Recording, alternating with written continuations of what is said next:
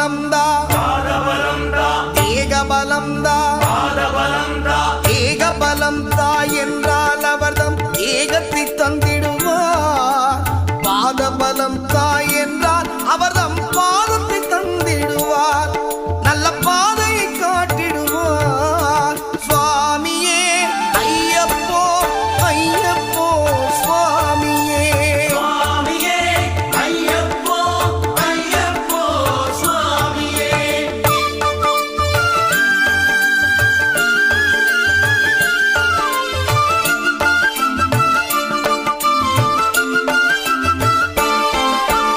சபரி பீடமே வந்திடுவார்.